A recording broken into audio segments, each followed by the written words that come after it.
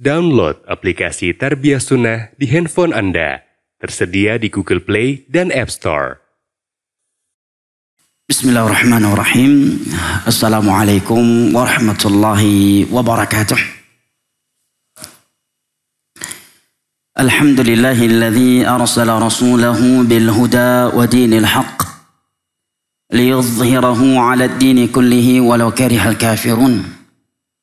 وأشهد أن لا إله إلا الله وحده لا شريك له إقرارا به وتوحيدا وأشهد أن محمدا عبده ورسوله صلى الله عليه وعلى آله وصحبه وسلم تسليما كثيرا أما بعد فأهلا وسهلا ومرحبا بكم kepada teman-teman semua ikhwanil kiram wa akhwati al-karimat yang ana cintai dan muliakan, rahimani Allah wa iyyakum wa baraka fikum di majelis ilmu agama yang mulia ini.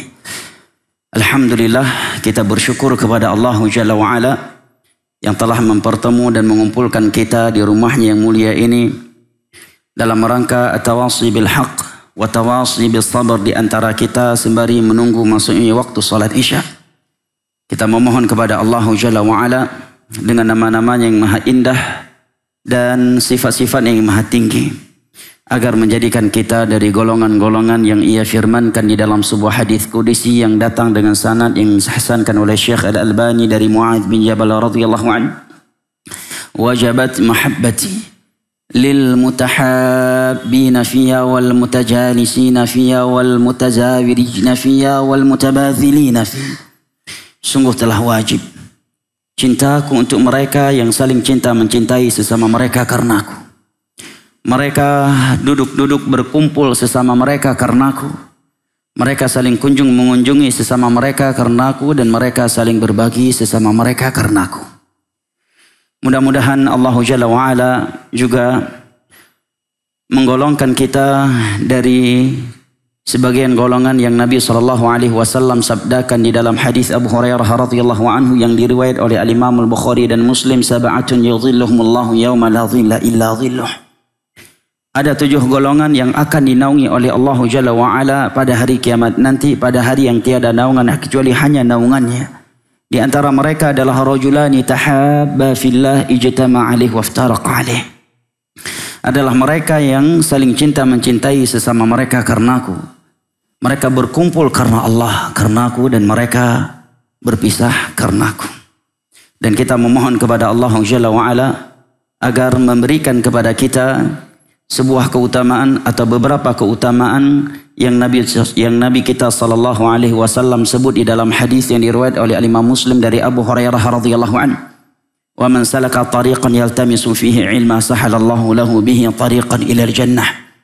Wa ma jitama'a qaumun fi baitin min buyutillah yatluna kitaballah wa yatadarasunahu fima bainahum illa nazalat 'alaihimus sakinah wa ghasyiyatuhumur rahmah wa hafathumul malaikah wa dzakarahumullahu fi man 'indah. Barang siapa yang menempuh sebuah perjalanan dalam rangka menuntut ilmu agama, niscaya Allah akan mudahkan baginya jalan menuju syurga. Dan tidaklah ada suatu kaum yang berkumpul di rumah Allah mengkaji dan mempelajari agama Allah sesama mereka illa nazalat alaihimus sakinah, kecuali akan turun kepada mereka sakinah ilahi.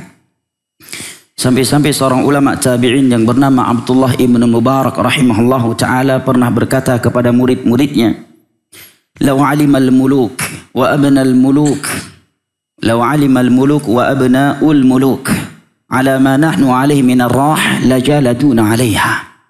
Seandainya para raja dan anak keturunan raja mengetahui betapa tenang dan tentramnya jiwa kita tatkala berada di majelis ilmu agama yang di dalamnya dibacakan ayat-ayat Al-Quran dan hadis-hadis Nabi SAW serta petuah para salaf, lajaladuna alaiha, niscaya mereka akan mencambuk-cambuk kita karena iri dan cemburu kepada kita.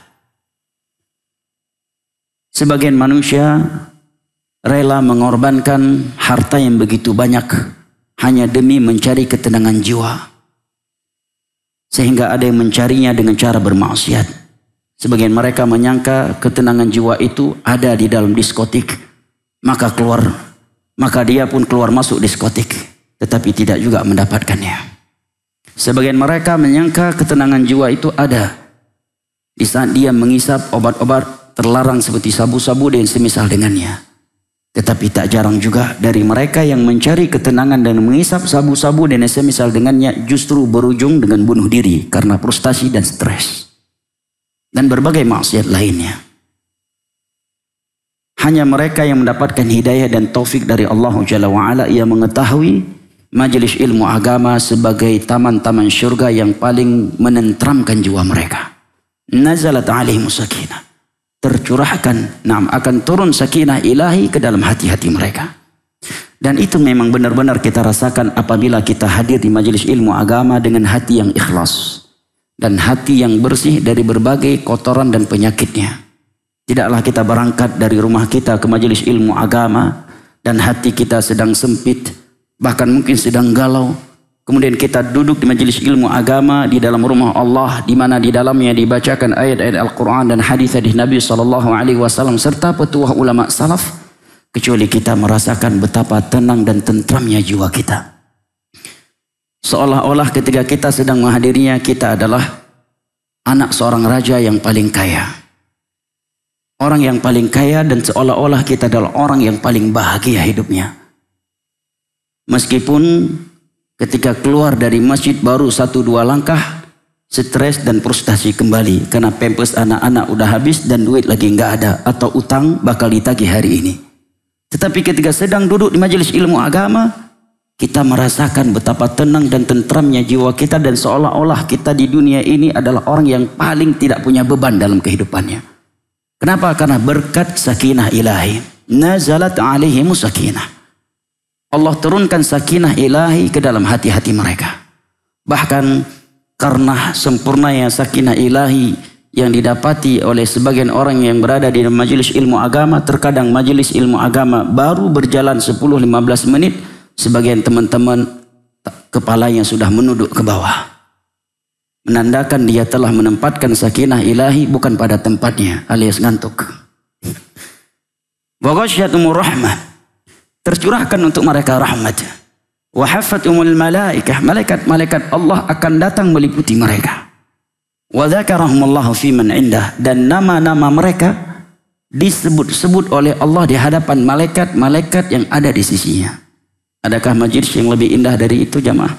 Setiap kali kita menghadirinya, setiap kali itu nama kita terdengar oleh Jibril, Mikail, Israfil, dan malaikat-malaikat lain yang ada di sisi Allah. Wa dzakarahumullahu fi man indah.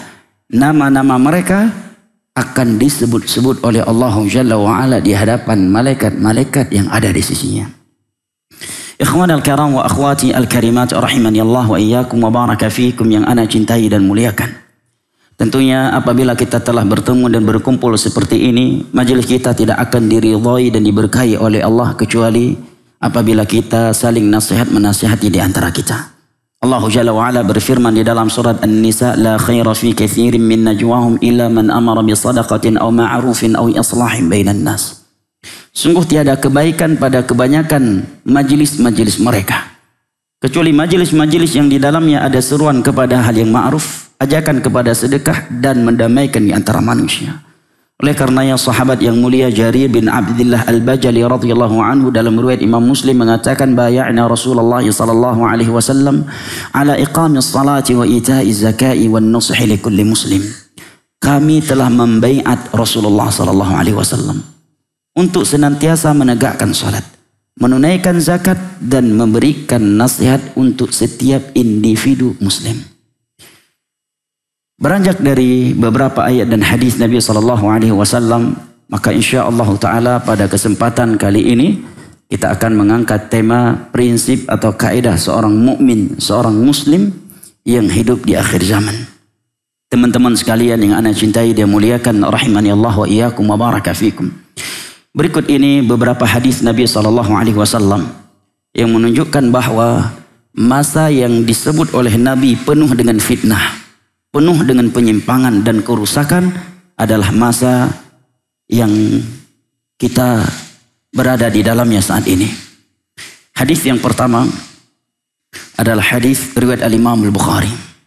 dari Abdullah bin Qais, Abu Musa al-Asy'ari dan Abdullah bin Mas'ud radhiyallahu anhuma. Rasulullah sallallahu alaihi wasallam bersabda, "Inna baina yaday sa'ah ayyaman yanzilu fiha al-jahl wa yurfa'u fiha al-ilm." Sesungguhnya menjelangnya hari kiamat akan ada hari-hari di mana kebodohan itu merata dan ilmu agama diangkat oleh Allah. Sekarang jamaah yang dimuliakan Allah, sebagian besar kaum muslimin jangankan tentang ilmu agama yang dalam terkait persoalan fikih, bahkan tak jarang dari kaum muslimin yang tidak tahu cara bagaimana dia sholat. Bahkan lebih buruk dari itu adalah banyak dari kaum muslimin yang tidak mengetahui makna la ilaha illallah, sebuah kalimat yang memasukkan seseorang ke dalam Islam. Sebuah kalimat yang kata Nabi SAW, "Man kana akhiru kalamihi la ilaha illallah dakhala jannah." Barang siapa yang ucapan terakhirnya adalah la ilaha illallah, dia akan masuk surga. Banyak kaum muslimin mengucapnya tetapi tidak mengerti maknanya, sehingga sehari-hari dia tidak sadar melakukan pembatal la ilaha illallah dan dia sambil mengucapkan la ilaha illallah. Inna baina yaday sa'ah ayyaman yanzilu fiha al-jahl wa yurfa'u fiha al-'ilm. Menjelang hari kiamat akan ada hari-hari di mana keumuman umat ini berada di dalam kebodohan dan ilmu agama diangkat. Demikian juga terhadap syahadat asyhadu anna Muhammadan Rasulullah. Mereka mengucapkan persaksian anna Muhammadan Rasulullah wa abduhu. Tetapi sambil mengucapkan persaksian tersebut, dia melakukan hal-hal yang bertentangan dengan asyhadu anna Muhammadan abduhu wa rasuluh. Demikian juga terhadap rukun-rukun Islam yang lainnya. Tak sedikit dari kaum muslimin hari ini yang tidak tahu bacaan salat. Bahkan ada di antara mereka yang tidak tahu tentang gerakan salat. Gimana tuh? Ayahnya meninggal dunia, ibunya meninggal dunia yang telah melahirkannya dengan berbagai perjuangan. Diminta untuk menjadi imam salat jenazah ayah dan ibu yang telah melahirkannya. Dia tidak berani. Kenapa? Karena tidak tahu caranya. Nah, demikian juga tentang puasa, tentang haji, tentang zakat. Demikian juga tentang rukun-rukun iman yang 6. Tak sedikit dari mereka yang tidak mengetahui rukun-rukun iman kepada Allah. Yang tidak mengetahui rukun-rukun iman kepada para malaikat, rukun-rukun iman kepada hari akhir, rukun-rukun iman kepada kitab-kitab suci, dan rukun-rukun iman kepada takdir. Maka apa yang Nabi SAW katakan di atas sungguh telah terjadi dan kita sudah melihatnya. Nah, ini masih pada rukun Islam dan rukun iman. Belum kepada perkara-perkara agama lainnya yang lebih detail dan lebih dalam dari itu. Contoh lainnya rumah tangga. Betapa banyak hari ini khususnya kaum laki-laki bermudah-mudahan dengan kalimat talak. Dan dia mengira kalau buku cerai belum keluar dari mahkamah, berarti dia belum cerai. Walaupun kalimat talak sudah lebih dari 3 kali dari mulutnya. Nah, padahal Nabi SAW bersabda, "Thalathun hazluhunna wa jidduhunna jidd." 3 perkara. Bercandanya serius dan seriusnya adalah serius. Di antaranya kalimat talak. Berulang kali mengeluarkan kalimat talak kepada istrinya. Lebih dari 10 kali. Di tempat-tempat yang berbeda atau di waktu-waktu yang berbeda. Hanya karena merasa mahkamah belum memutuskan. Atau perkara mereka belum naik ke mahkamah. Dia merasa itu masih istrinya. Padahal sudah talak bain. Sehingga hubungan badan yang dilakukan terhitung zina di dalam Islam. Nah, maka apa yang Nabi SAW sabdakan di atas sungguh telah kita saksikan. Ini baru satu hadis Nabi. Baru satu hadis Nabi tentang kondisi umat beliau di akhir zaman. Inna baina yaday sa'ah ayyaman yanzilu fiha al-jahl wa yurfa'u fiha al-ilm. Sesungguhnya menjelang hari kiamat, keumuman manusia berada di dalam kebodohan dan ilmu agama benar-benar diangkat. Siapa di antara muslim hari ini yang benar bacaannya? Bacaan Al-Qur'annya sangat sedikit. Bahkan yang mereka sudah salat 5 waktu dan semangat mengikuti kajian pun masih banyak yang belum benar bacaan Al-Fatihahnya. Padahal Al-Fatihah rukun salat. Inna baina yaday sa'ah yanzilu fiha al-jahl wa yurfa'u fiha al-'ilm. Sesungguhnya menjelang hari kiamat akan ada hari-hari di mana keumuman manusia berada di dalam kebodohan. Dan ilmu agama itu benar-benar diangkat. Subhanallah. Banyak muslim hari ini yang tidak tahu Allah di atas langit. Nah, padahal 7 ayat dalam Al-Quran. Hadis-hadis Nabi, ijma' para sahabat, kata Imam Az-Zahabi. Ijma' tabi'in, tabi'un tabi'in, dan seluruh mazhab. Tidak ada yang menyelisih pendapat ya akidah ini. Dan ini bukan akidah yang detail dalam Islam. Termasuk akidah yang paling dasar dan fundamental di dalam Islam. Aamintum man fis sama' ar-Rahmanu 'alal 'arsy istawa. Tapi hari ini justru orang yang berakidah dengan akidah yang sangat-sangat fundamental ini dianggap sesat. Bahkan ada yang menganggapnya murtad karena berakidah dengan akidah yang satu ini, padahal ini termasuk akidah yang sangat dasar dan fundamental di dalam Islam. Bahkan kalau kita membaca Al-Quran, orang yang pertama kali mengingkari akidah yang satu ini adalah Fir'aun. Ketika dia berkata kepada Haman, ya Haman udumni li sarhan la'ali ablughul asbab samawati fa'attali'a ila ilahi Musa wa inni la'adhunnuhu kadhiba. Wahai menteriku Haman, tolong bangunkan paramik, bangunkan tangga ke langit. Saya ingin naik ke langit. Karena Musa menganggap Tuhannya di atas langit. Aku ingin bertemu dengan Tuhannya. Dan aku menganggap Musa ini dusta, mengatakan Tuhannya di atas langit. Tapi hari ini justru orang yang berakidah dan akidah ini dianggap sesat, bahkan sebagian tempat dianggap murtad. Maka sungguh benar apa yang Nabi SAW sabdakan di atas. Inna baina yaday sa'ah ayyaman yanzilu fiha al-jahl wa yurfa'u fiha al-'ilm. Mayoritas manusia berada di dalam kebodohan. Dan ilmu agama diangkat. Hadis yang kedua tentang kondisi umat Nabi SAW di akhir zaman adalah apa yang Nabi SAW sabdakan di dalam hadis riwayat Al-Imam Al-Bukhari dari Abu Hurairah radhiyallahu anhu. Nabi SAW bersabda, yataqarabu zaman wa yanqusul amal wa yulqa asy-syuh wa tadhharu al-fitan wa yakthuru al-harj. Qalu wa ma huwa al-harju ya Rasulullah? Qala al-qatlul qatil. Sungguh zaman ini semakin hari semakin cepat perputarannya. Di antara makna sabda Nabi SAW ini adalah apa yang disebut oleh Nabi SAW sendiri di dalam hadis riwayat Al-Imam Tirmidzi dengan sanad yang dihasankan oleh Al-Hafidz Ibnu Hajar Al-Asqalani dalam Fathul Bari dari Abu Hurairah radhiyallahu anhu. Nabi SAW bersabda, la taqumu sa'atu hatta yataqaraba zaman fatakunu sanatu kasyahr wa yakunu syahru kal usbu' wa yakunu al-usbu'u kal yawm wa yakunu al-yawm kas-sa'ah wa takunu as-sa'atu kahtiraqis safah. Sungguh hari kiamat itu tidak akan terjadi. Sehingga masa permutaran masa semakin hari semakin cepat. Maka waktu 1 tahun bagaikan 1 bulan. 1 bulan bagaikan 1 pekan. 1 pekan seperti 1 hari. 1 hari seperti sa'ah. Sa'ah itu dalam bahasa Arab artinya waktun qasir. Waktu yang sangat pendek. Mungkin bolehlah diterjemahkan 1 jam. 1 hari seperti 1 jam. Dan perputaran waktu 1 jam. Habisnya waktu 1 jam seperti kahtiraqis sa'afah. Seperti habisnya pelepah kurma yang kering tatkala terbakar. Dan ini sudah kita rasakan, ya kan? Tak terasa sudah maghrib. Tak terasa sebentar lagi sudah isya.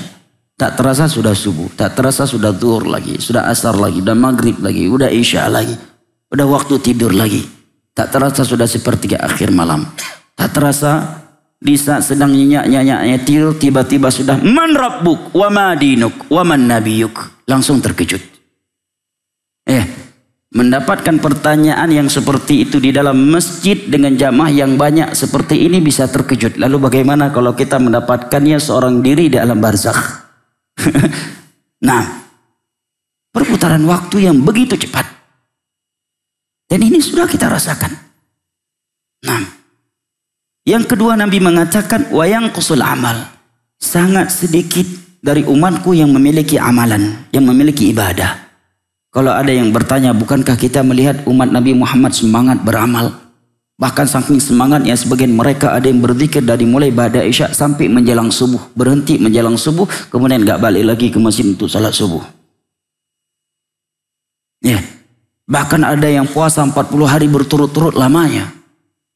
Kok dikatakan umat Nabi Muhammad sedikit yang memiliki amalan? Kata para ulama, Nabi berkata demikian karena suatu amalan itu dikatakan amalan yang benar dan diterima oleh Allah apabila memenuhi dua syarat. Ikhlas karena Allah dan sesuai dengan sunnah Nabi SAW. Dan dua syarat ini teramat sulit. Sebagian orang mudah beramal sesuai dengan sunnah Nabi, tetapi sulit baginya menjalankan amalan dengan ikhlas. Salatnya yang sedang dia lakukan sesuai dengan sunnah Nabi, tetapi dengan hati yang riya. Dan sebagian yang lainnya mudah beramal dengan ikhlas, tetapi dia berat mengamalkan suatu ibadah sesuai dengan sunnah Nabi karena nggak enakan dengan tetangga, nggak enakan dengan masyarakat setempat, nggak enakan dengan DKM, nggak enakan dengan panitia yang mengundangnya, nggak enakan dengan followernya. Kalau dia mengamalkan nanti akan dikatakan begini dan begitu, sehingga dia meninggalkan sunnah Nabi dan dia telah mengetahuinya. Dan ini salah satu dari dua penafsiran firman Allah, amilatun nasibah tasla naron hamiyah. Dia telah lelah letih beramal, tetapi amalan-amalannya justru melemparkan dia ke dalam neraka Allah. Karena tidak ikhlas, atau ikhlas tetapi tidak sesuai dengan sunnah Nabi SAW, atau bahkan tidak memenuhi kedua-duanya. Nah, maka Nabi mengatakan di akhir zaman amat sedikit dari mereka yang punya amalan. Yang ketiga Nabi katakan wa yulqa asyuhd. Mayoritas umatku manusia di masa itu menderita penyakit syuh. Syuh ini lebih buruk daripada bakhil. Kalau bakhil itu dia memperoleh dengan cara yang halal. Hanya saja enggan membelanjakannya di jalan-jalan yang wajib dia belanjakan. Enggan mengeluarkan zakat. Kalau syuh, ambisi yang sangat kuat dalam mencari dunia. Tanpa peduli apakah dia memperolehnya dengan cara yang halal ataukah dengan cara yang haram. Setelah itu dia enggan membelanjakannya di jalan Allah Subhanahu wa taala. Ini syuh. Ya. Ini syuh. Dan karena penyakit syuh nih, seseorang memiliki penyakit lainnya yang lahir dari sifat ini atau saling melahirkan antara keduanya, yaitu wahan. Dan karena penyakit ini umat Islam dibantai di akhir zaman oleh orang-orang kafir. Di dalam hadis Thauban radhiyallahu anhu diriwayat oleh Al-Imam Al-Baihaqi, Nabi SAW bersabda, tada'al alaikumul umam yushiku an tada'al alaikumul umamu kama tada'al akalatu ala qus'atiha. Sungguh umat Islam akan dibantai oleh orang-orang kafir dari berbagai sisi. Sebagaimana disantapnya makanan yang sudah terhidang oleh orang-orang yang memakannya. Amin qillatin nahnu yawma idin ya Rasulullah. Apakah umat Islam mampu dibantai oleh orang-orang kafir dari berbagai sisinya saat itu karena mereka minoriti? Karena mereka jumlahnya minoriti? Tanya para sahabat Nabi SAW. Maka Nabi menjawab, bal antum katsir walakinnakum ghutha'un ka ghutha'is sail. Kalian justru mayoriti, tetapi jumlah kalian yang mayoriti bagaikan buih di laut.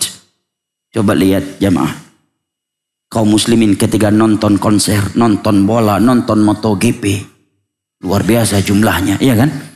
Meskipun harga tiketnya mahal, tetap dia beli. Bahkan sebagian mereka rela menjual harta primernya, sepeda motor yang dia gunakan untuk cari nafkah sehari-hari, hanya untuk bisa nonton konser bola MotoGP, sedangkan masjid yang di samping rumahnya tidak mendatanginya. Bayangkannya. Pada seandainya jumlahnya kaum muslimin di salat 5 waktu dan Jumat seperti jumlahnya mereka ketika nonton konser, ketika demo, ketika nonton bola MotoGP, demi Allah, Tiada yang berani macam-macam terhadap Islam. Tidak mungkin ada orang-orang semacam semodel Abu Duda dan yang semisal dengannya di Indonesia ini.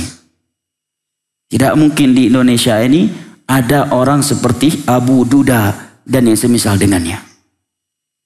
Tapi lihat kaum muslimin, bahkan di sebagian tempat konser dibuat di lapangan yang memang berdampingan dengan masjid. Adzan maghrib dikumandangkan, konser pun tetap berkumandangan. Iqamat dikumandangkan, konser pun semakin berkumandangan. Yang menghadiri konser 100% muslim. Panitia yang muslim, biduannya muslimah, penontonnya muslimah. Padat lapangan. Sedangkan masjid pada salat maghrib dan isya yang hadir cuma imam, muazzin, sama bilalnya. Itu pun imamnya membaca surat yang paling pendek. Kenapa? Karena juga ingin nonton setelah surat isya. Imam pun hantam inna a'tayna kal kautsar. Karena mau nonton juga. Allahul musta'an. Maka Nabi SAW katakan, walakinnakum ghutha'un ka ghutha'is sayl.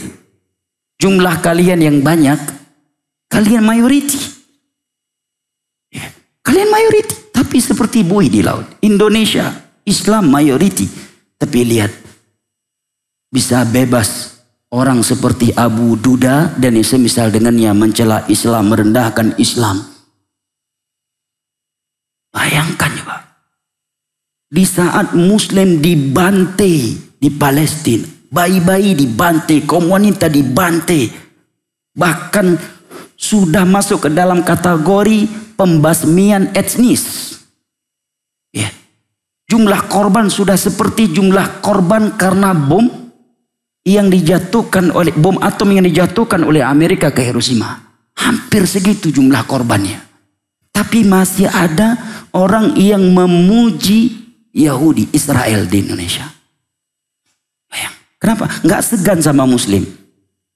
Kenapa? Karena jumlah Muslim yang mayoriti seperti buih di laut. Nah, kalau kita masuk ke diskotik, mayoritas pelanggan diskotik Muslim. Ya. Tempat prostitusi, wanitanya dan tamunya rata-rata juga Muslim.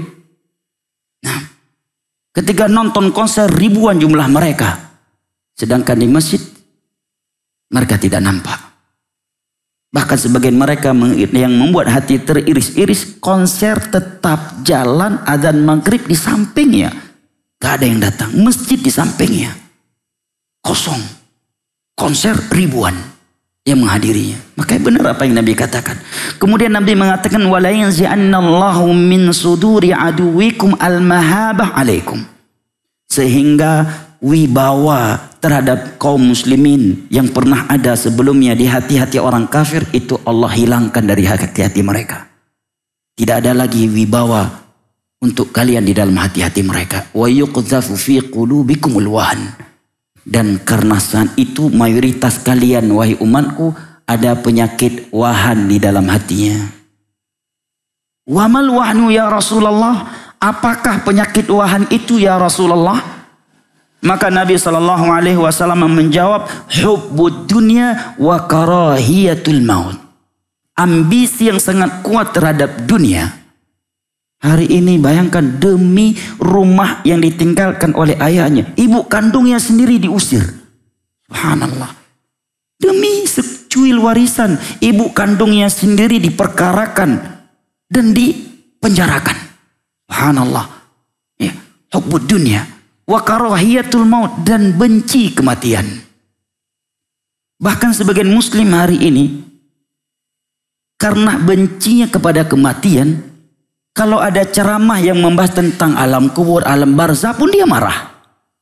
Dikit-dikit azab kubur, dikit-dikit neraka, jadi serem hidup ini katanya. Ceramah itu yang kocak dong. Ceramah itu yang membuat kita tertawa, tertiwi dan bahagia. Pulang nyaman ini kepala. Ini ikut ceramah pulang dari situ jadi ngeri hidup ini. Dikit-dikit mati, dikit-dikit mungkar nakir. Dikit-dikit azab neraka, dikit-dikit azab kubur. Bayangkan, saking bencinya kepada kematian. Ceramah yang mengingatkan dia kepada kematian saja dia benci. Padahal Nabi bersabda, aksiru dzikra hadzimil ladzat. Perbanyaklah oleh kalian mengingat pemutus seluruh kelezatan, yaitu kematian. Para sahabat saja diperintahkan oleh Nabi untuk banyak-banyak ingat kematian. Padahal mereka sahabat Nabi. Padahal di masa itu nggak ada mall, nggak ada bioskop, nggak ada tempat prostitusi, nggak ada tempat perjudian, belum ada pinjol online, belum ada judi slot, ya, belum ada panitia yang saling hadiah-hadiahi chip, nggak ada. Tetapi Nabi sudah bersabda kepada mereka seperti itu. Lalu bagaimana kalau Nabi hidup di tengah-tengah umat yang seperti ini? Nah, tapi bisa-bisanya sebagian umat muslim hari ini marah kalau isi khutbah Jumat dan ceramah tentang kematian, tentang alam barzah dan tentang hari kiamat. Nah, benci kepada kematian. Padahal di dalam hadis Aisyah radhiyallahu anha riwayat Al-Imam Al-Bukhari, Nabi sallallahu alaihi wasallam bersabda, "Man ahabba liqa Allah, ahabba liqa'ah, wa man kariha liqa'ah, kariha liqa'ah." Barang siapa yang mencintai pertemuan dengan Allah, maka Allah pun cinta bertemu dengannya. Allah pun ingin bertemu dengannya. Wa man kariha liqa'ah, kariha liqa'ah. Dan barang siapa yang benci untuk bertemu dengan Allah, Allah pun benci untuk bertemu dengannya. Ikhwan al-kiram wa akhwati al-karimat rahimani Allah wa iyyakum wa baraka fiikum. Kita kembali lagi kepada hadis kedua dari hadis-hadis tentang akhir zaman. Nabi SAW mengatakan saat itu mayoritas umat beliau menderita penyakit syuh.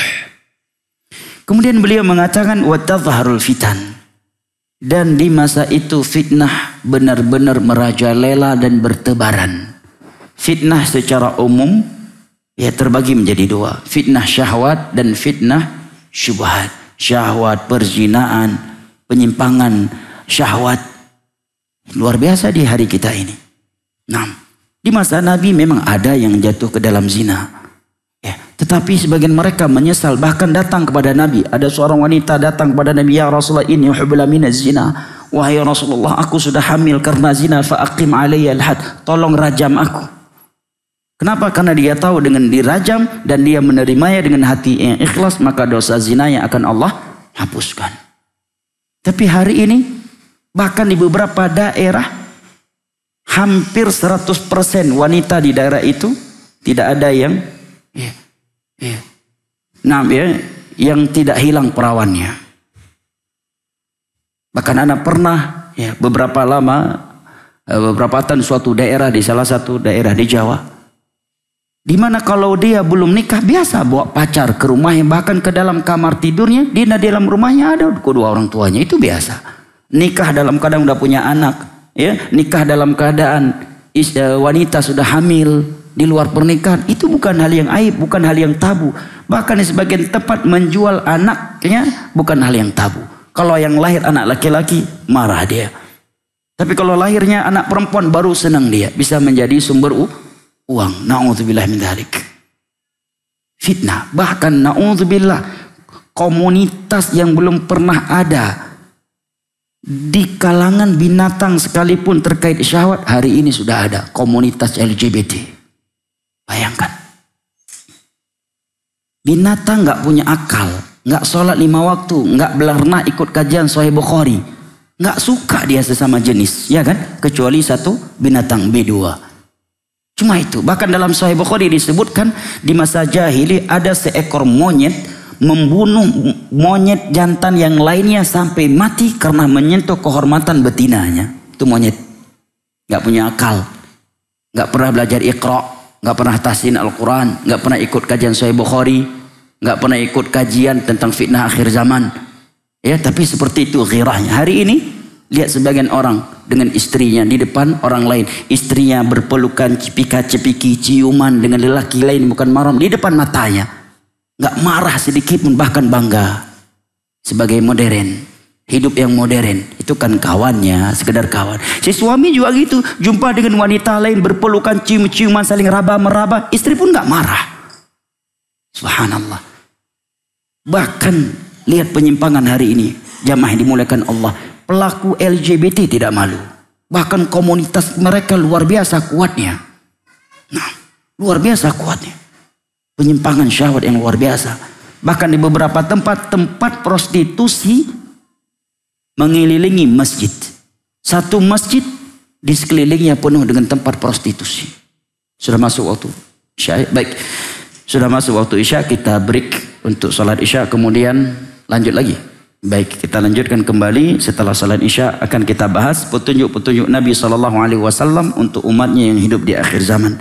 Wallahu ta'ala alam bisawab. Subhanakallahumma wa bihamdik, asyhadu an la ilaha illa anta, astaghfiruka wa atubu ilaik. Wassalamualaikum warahmatullahi wabarakatuh. Bismillahirrahmanirrahim. Assalamualaikum warahmatullahi wabarakatuh. Alhamdulillah wassalatu wassalamu ala Rasulillah wa ala alihi wa sahbihi wa sallama tasliman katsira, amma ba'd. Fa ahlan wa sahlan wa marhaban bikum teman-teman sekalian, ikhwanil karam wa akhwati al-karimat yang ana cintai dan muliakan, rahimani Allah wa iyyakum wa baraka fikum. Pada kajian yang pertama tadi, atau di sesi pertama dari kajian kita tadi, telah menyimak beberapa hadis Nabi SAW yang berbicara tentang kondisi umat Nabi Muhammad SAW di akhir zaman, di sebuah masa yang sudah jauh dengan kenabian dan ilmu agama. Sehingga Nabi SAW menyebutkan wa tadhharul fitan. Di masa itu fitnah merajalela dan bertebaran di tengah-tengah manusia. Dan telah kita sebutkan tadi bahwa di antara bahwa fitnah secara umum terbagi menjadi dua, fitnah syubhat dan fitnah syahwat. Semua manusia yang masuk ke dalam neraka Allah, kalau bukan karena fitnah syahwat, maka karena fitnah syubhat. Iblis dan bala tentaranya memasukkan manusia, anak Adam, ke dalam neraka Allah itu melalui dua pintu ini. Kalau bukan dari pintu syubhat, maka dari pintu syahwat. Dan Allah Jalla wa'ala telah menerangkan di dalam surat Alif Lam As-Sajdah dua senjata yang seyogyanya dimiliki oleh seorang muslim. Dan dengan dua senjata tersebut dia mampu melawan serangan iblis dan bala tentaranya dari pintu syahwat dan syubhat. Allah Jalla wa'ala berfirman, wa ja'alna minhum a'immatan yahduna bi amrina lamma sabaru wa kanu bi ayatina yuqinun. Kami jadikan mereka sebagai imam-imam dalam agama ini, panutan karena kekokohan ilmu dan agama mereka. Kenapa? Lamma sabaru, tatkala mereka sabar. Wa kanu bi ayatina yuqinun. Dan mereka adalah orang-orang yang berilmu, orang-orang yang yakin terhadap ayat-ayat kami. Kata Sufyan bin Uyainah, sebelum dikatakan oleh Syekhul Islam Ibnu Taimiyah, meskipun ucapan yang berikut ini lebih terkenal lebih masyhur dari Ibnu Taimiyah. Tetapi sebenarnya sebelum Ibnu Taimiyah sudah diucapkan oleh Sufyan bin Uyainah, gurunya Imam Syafi'i, gurunya Imam Ahmad rahimahullah. Beliau mengatakan, fabil ilmi was sabri tunalul imamatu fiddin. Maka hanya dengan sifat sabar dan ilmu agama, keimamahan di dalam agama itu diperoleh. Apabila iblis dan bala tentara datang ingin menjerumuskan kita ke dalam neraka Allah melalui pintu syahwat, maka senjata yang bisa menyelamatkan kita dari hal tersebut adalah sabar. Bersabar. Yang selamat dari fitnah syahwat hanya orang-orang yang sabar.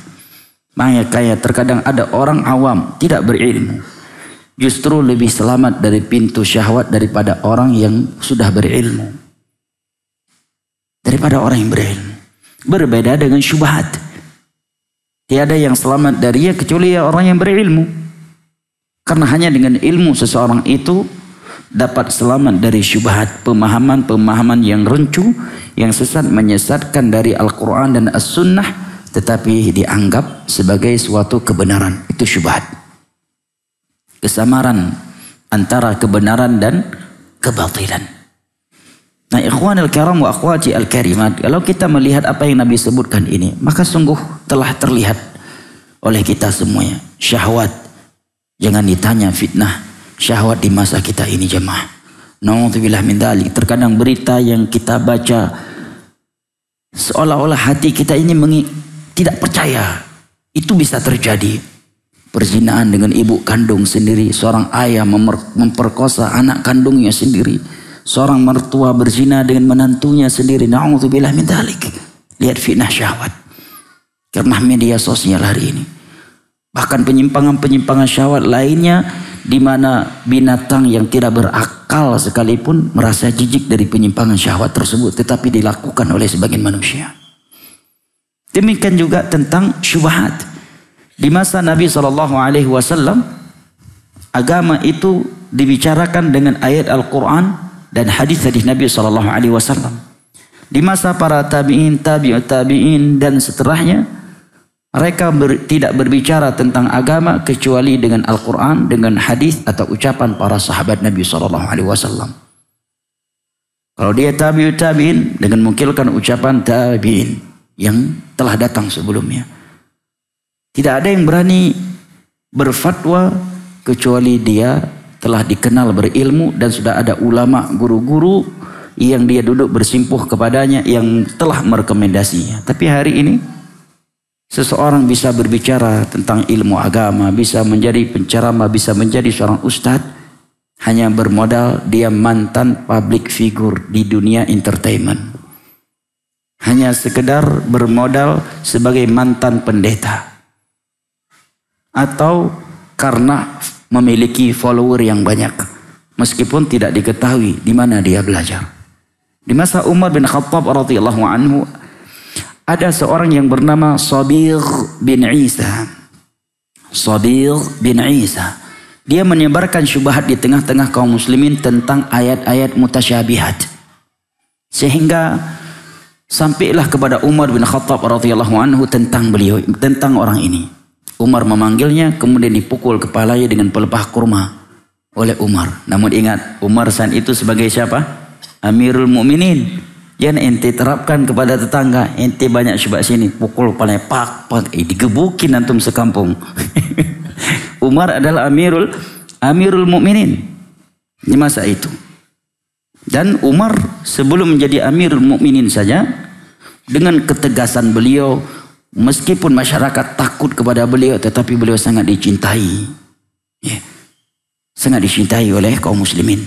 Dipukul kepalanya sampai keluar darah. Sehingga orang ini mengatakan, ya Umar, syubhatnya sudah keluar. Jangankan syubhat, darahnya sekalipun juga udah keluar katanya. Jadi nggak ada yang berani bicara agama macam dengan selain Al-Quran dan As-Sunnah. Tidak berani menyampaikan pemahaman yang menyimpang. Kecuali setelah terbunuhnya Umar, dari mulai munculnya Khawarij, kemudian Syiah, Mu'tazilah dan seterusnya. Nah hari ini bayangkan jemaah, terkadang sebagian orang berbicara tentang ilmu agama, sampai-sampai di hati kita timbul pertanyaan, kok seberani itu dia berbicaranya?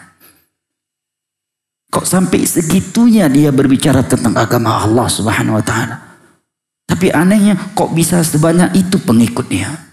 Padahal jelas-jelas yang dia langgar Al-Quran, hadis dan ijma' para sahabat, para tabi'in, tabi'ut tabi'in, bahkan sebagian permasalahan ijma' para ulama fikih secara keseluruhan dari seluruh mazhab.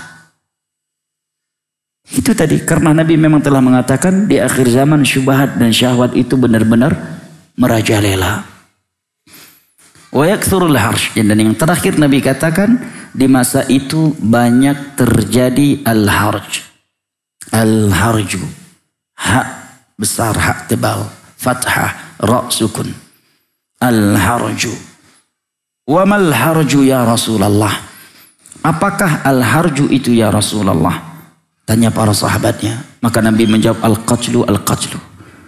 Kaum muslimin saling membunuh di antara mereka. Dan ini sudah kita lah, hanya gara-gara bola aja mah. Supporter mana?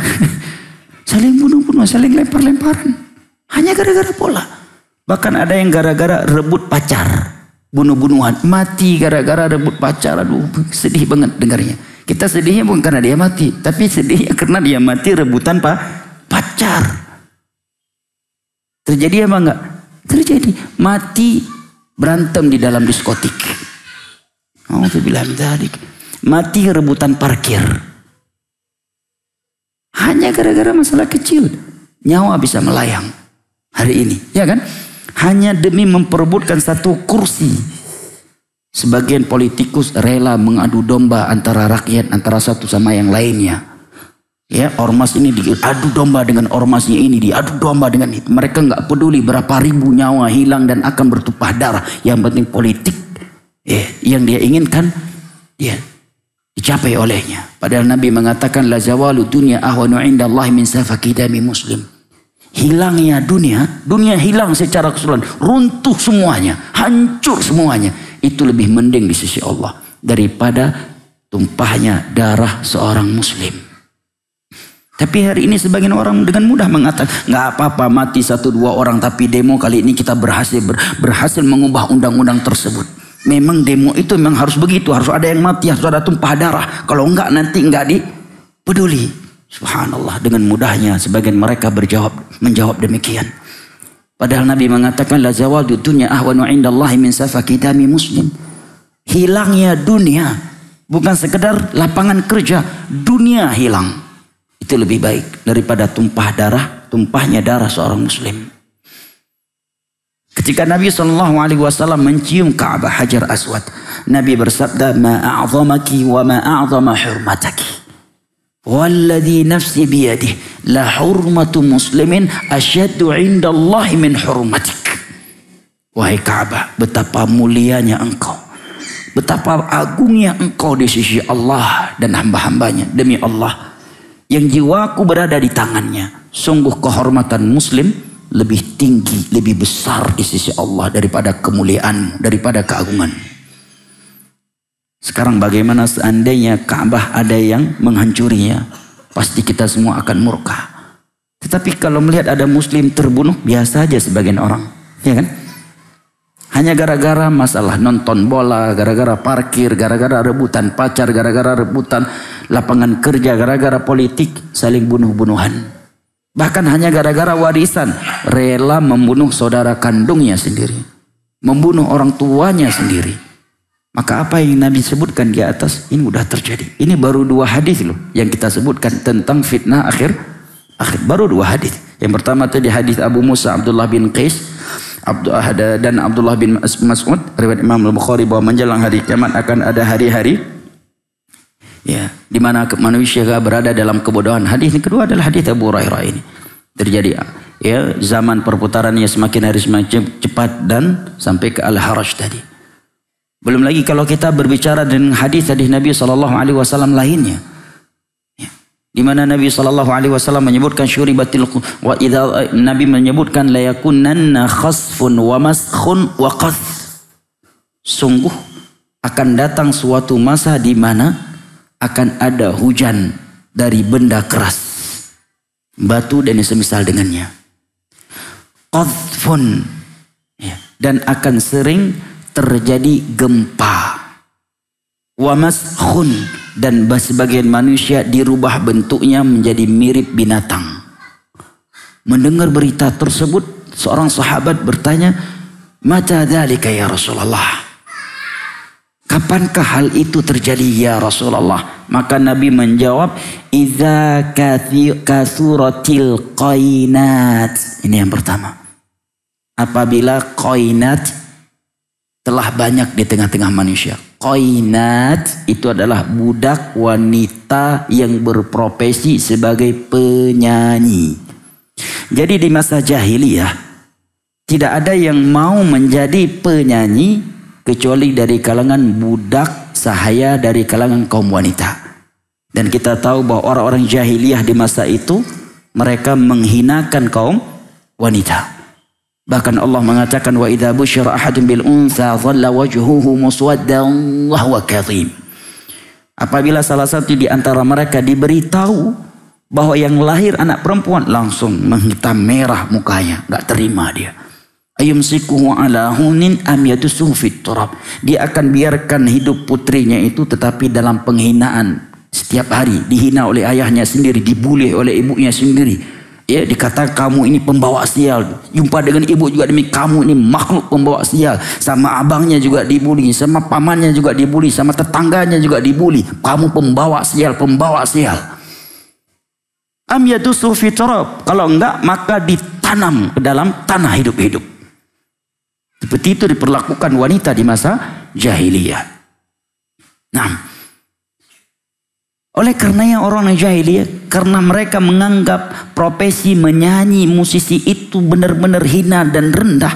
Jangankan untuk diri mereka, untuk budak-budak lelaki mereka sendiri mereka tidak rela. Gak rela kalau budak laki-lakinya menjadi musisi penyanyi. Hanya budak-budak wanita yang boleh menyanyi. Nah, sehingga di masa itu apabila seorang budak wanita itu berprofesi sebagai penyanyi, harga perbudakannya menjadi jatuh di pasar. Artinya jamaah, di masa jahiliyah Abu Lahab the Gang, Abu Lahab CS saja gak mau jadi penyanyi. Bahkan dia malu semalu-malunya kalau budak lelakinya berprofesi penyanyi. Bahkan seandainya budak perempuannya berprofesi penyanyi, harganya jadi jatuh. Hari ini, makanya bahasa Nabi kathratil qainat, akan banyak wanita-wanita yang berprofesi penyanyi, biduan dan semisal dengannya.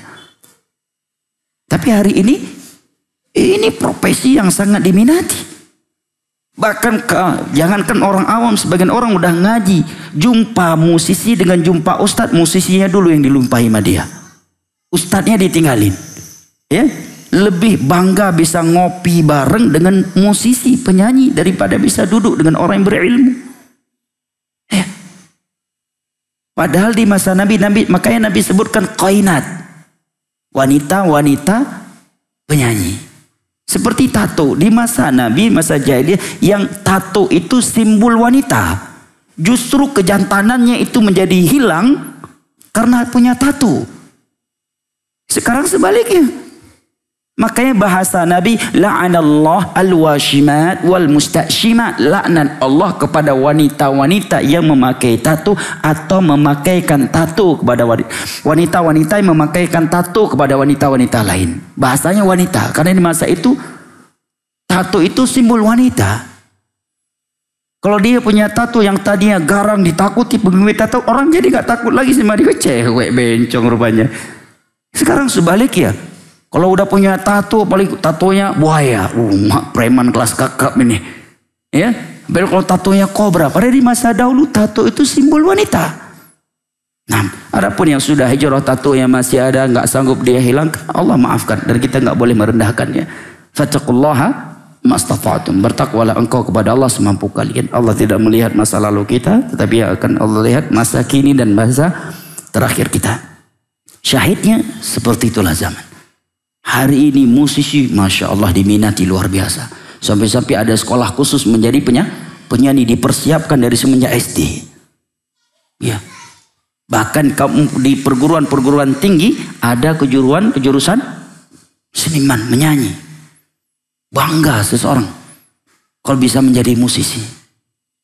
Maka Nabi katakan hal itu akan terjadi apabila sudah banyak bertebaran di tengah-tengah manusia biduan-biduan, wanita-wanita penyanyi.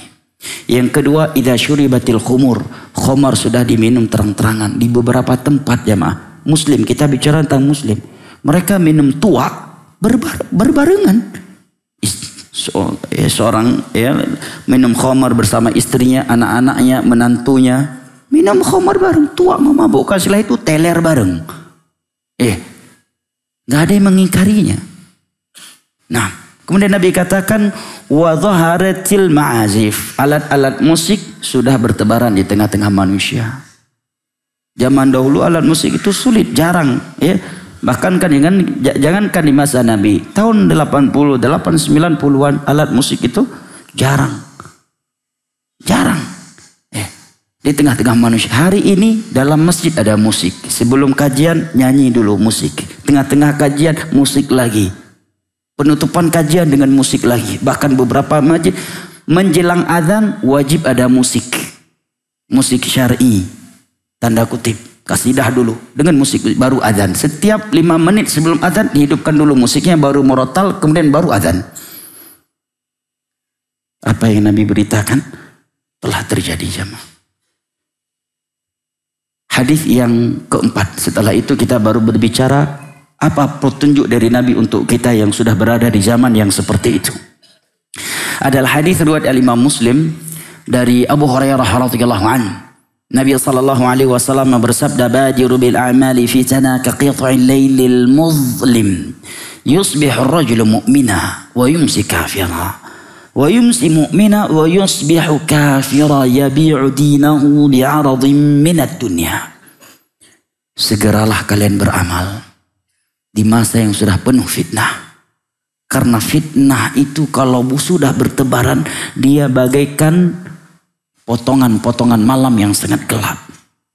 Bagaimana kondisi kita kalau sedang berada dalam potongan-potongan malam yang sangat gelap jamaah? Kalau kita berjalan, salah sedikit melangkah, jatuh ke jurang. Ya kan? Terancam akan dipatok ular, disengat oleh binatang yang berbisa. Dan berbagai mara bahaya lainnya yang mengancam keselamatan kita. Demikianlah kehidupan di akhir zaman. Sedikit salah melangkah, kita akan jatuh ke dalam syirik. Kalau bukan ke syirik, kita akan terjerumus ke dalam bidah. Dan kalau bukan bidah, maka kita akan jatuh ke dalam kubang maksiat. Sedikit salah melangkah, kita akan jatuh ke itu semuanya. Bahkan tidaklah keluar dari masjid kecuali kita melihat di sana Allah dimaksiati dengan kesyirikan, dengan kebidahan dan dengan kemaksiatan. Sehingga Nabi mengatakan, umatku di masa itu ada yang di pagi hari masih mukmin, tetapi di sore hari ya sudah murtad, sudah kafir. Kafir di sini kata Imam Nawawi mencakup 2 kekufuran. Kufur besar yang membatalkan Islam dan kufur kecil, yaitu setiap maksiat yang tidak membatalkan Islam. Jaraknya hanya antara pagi dan sore bisa kafir. Ada juga yang di sore hari masih kafir, mukmin, di pagi hari ya sudah kafir. Apa sebab utama umat Nabi Muhammad berpindah dari iman kepada kekufuran? Berubah dari mukmin menjadi kafir. Sebab utamanya Nabi katakan, yabi'u dinahu bi'aradin minad dunya. Dia rela menjual agamanya demi secuil dari dunia ini. Lihat bahasa Nabi, demi secuil dari dunia ini. Karena dunia ini jamaah dimuliakan Allah, bagaimanapun indah, manis dan hijaunya, dia tidaklah seberapa jika dibandingkan akhirat. Kita paling lama hidup di dunia ini berapa lama jemaah? Anggaplah 60 sampai 70 tahun sebagai umur mayoritas umat Nabi SAW. Anggaplah umur kita sampai ke situ. Paling sempurna kita menikmati dunia berapa tahun? 20 tahun, ya kan? Dari semenjak umur 15 tahun sampai umur berapa? 35, atau anggaplah dari 30 tahun. 25 sampai 30 tahun. Karena di atas 40 tahun biasanya udah mulai sakit-sakitan. Ya, udah nggak makan nasi lagi kecuali seminggu sekali. Udah nggak bebas makan, nggak bebas minum, udah kena diabetes dan sebagainya. Anggaplah paling sempurna kita menikmati dunia ini seandainya kita nggak ingin terikat dengan agama Allah, ingin bebas. Bebas zina, bebas khamar, bebas judi, bebas liwat, bebas lesbi, bebas, nggak ada ikatan apapun. Paling sempurna itu dirasakan 30 tahun, ya kan? 30 tahun. Di umur dia 45 dan seterusnya udah kena diabetes dan seterusnya. Sedangkan di akhirat Allah katakan, wa inna yawman 'inda rabbika ka'alfi sanatin mimma ta'udun. Satu hari di akhirat seperti 1000 tahun di dunia ini. Dan satu hari notabene-nya 12 jam, ya kan? Berarti kalau kita bandingkan umur kita, seandainya umur kita sampai 60 hingga 70 tahun dengan satu hari di akhirat yang panjangnya seperti 1000 tahun di dunia ini, maka waktu 60 hingga 70 tahun di dunia ini tidak lebih dari 1,5 jam waktunya akhirat. Berarti nikmat dunia bisa kita pakai selama 1,5 jam. Makanya Nabi mengatakan, "Lau kanatid dunya tazinu 'indallahi janaha ba'udah lama saqa minal kafira syurbata ma."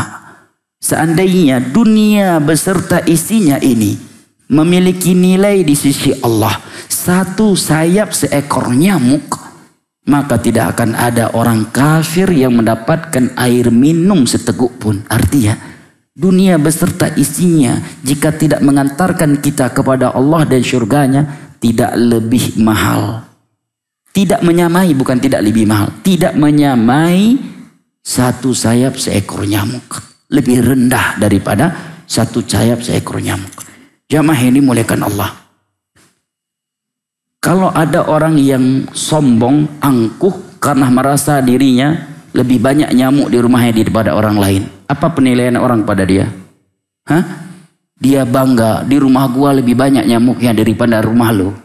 Orang akan anggap dia gila, ya kan? Padahal dalam Islam lebih gila lagi orang yang sombong dan angkuh karena mobil, karena rumah, karena kekayaan, karena aset dunianya. Karena dunia nilainya masih di bawah satu sayap seekor nyamuk. Jadi apabila ada orang yang sombong, angkuh dengan nyamuk yang dia miliki, kita anggap ini orang gak normal, harus dilarikan segera ke rumah sakit jiwa. Maka orang yang sombong dan angkuh dengan mobil, rumah mewahnya, jam mewahnya, dunia mewahnya, aset-aset dunia, itu harus lebih cepat dilarikan ke rumah sakit jiwa. Karena dia lebih gila daripada orang yang pertama tadi. Kenapa? Karena satu sayap seekor nyamuk itu lebih mahal, lebih bernilai di sisi Allah daripada dunia beserta isinya yang tidak mengantarkan dia kepada Allah Subhanahu wa Ta'ala. Tetapi bersama dengan itu Nabi katakan ada orang di pagi hari mukmin tetapi di sore hari orang sudah kafir. Ada juga yang di sore hari yang masih mukmin tetapi di pagi harinya sudah kafir. Sebabnya hanya demi secuil dari dunia ini. Pindah agama gara-gara pacar. Bahkan saya punya teman dulu sama-sama belajar di Yaman. Walaupun datang belakangan dari Singapura.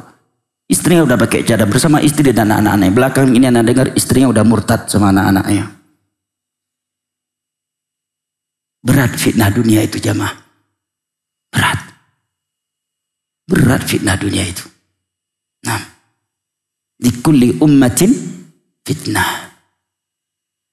Setiap umat ada fitnah, ada godaan. Wa fitnatu ummati al-mal. Dunia, harta. Maka Nabi SAW bersabda dalam hadis riwayat Imam Al-Bukhari, "Walladzi nafsi biyadihi mal faqra akhsha 'alaikum walakin akhsha an tubsata lakum ad-dunya fatatanafasu fiha kama tanafasu fiha fa ahlakatkum kama ahlakathum." Demi Allah, yang jiwaku berada di tangannya, bukanlah kefakiran yang aku khawatirkan terhadap kalian. Justru yang paling aku khawatirkan adalah Allah bukakan pintu-pintu dunia untuk kalian. Kemudian kalian berlomba-lomba demi dunia itu. Sebagaimana orang-orang sebelum kalian berlomba-lomba demi dunia. Sehingga dunia ini membinasakan kalian. Sebagaimana dunia ini telah membinasakan umat-umat sebelum kalian. Hanya demi secuil dunia yang belum pasti dia dapatkan. Berani main dukun. Daftar PNS. Bawa jimat. Lulus belum pasti. Dosa jimat udah pasti. Ya kan? Lulus PNS-nya belum pasti. Dosa datang ke dukun membatalkan Islam. Nah, percaya kepada dukun membatalkan Islam. Kecuali dia taubat setelah itu. Ini diantara contoh demi secuil dunia. Sudah secuil belum pasti lagi. Ya kan? Belum pasti lagi dia dapatkan. Sudah rela dia batalkan imannya. Kan mendatangi dukun salah satu dari pembatal Islam. Memendatangi dukun, percaya kepada ucapannya, man atakahinan aw arrafan fasaddaqahu bima yaqul faqad kafara bima unzila ala Muhammad. Barang siapa yang mendatangi dukun atau tukang ramal, kemudian dia percaya kepada ucapannya, sungguh dia telah kafir terhadap syariat yang Allah turunkan kepadaku, kepada Muhammad sallallahu alaihi wasallam. Ikhwani al-kiram wa akhwati al-karimat rahimani Allah wa iyyakum wa baraka fikum. Berbicara tentang fitnah akhir zaman, kerusakan yang terjadi pada umat Nabi SAW yang datang sebuah masa yang jauh dari beliau. Yang terpenting bukanlah kejadian-kejadiannya, tetapi yang lebih penting dari berita-berita itu di atas adalah apa perintah, bimbingan dan petunjuk Nabi SAW kepada kita apabila kita sudah berada di zaman yang beliau beritakan tersebut. Ini lebih penting dari itu. Nah, seandainya seseorang tidak tahu kapan Dajjal itu keluar, ya, kapan Ya'juj wa Ma'juj itu keluar, apa tanda-tandanya. Tetapi dia tahu bimbingan Allah dan Rasulnya untuk bisa masuk surga dan selamat dari neraka, maka nggak berbahaya baginya, ya kan? Seandainya dia nggak tahu tanda-tanda turunan Dajjal, tapi perintah-perintah Allah dia selalu jalankan, dia sholat, dia puasa, dia haji, ya, dia bertauhid, dia mengikuti sunnah Nabi, dia tidak berbuat syirik. Meskipun tiba-tiba Dajjal berdiri di depannya kemudian membunuhnya, dia mati husnul khatimah. Yang terpenting bagaimana kita mengetahui petunjuk Allah dan Rasulnya kepada kita dan mengamalkannya.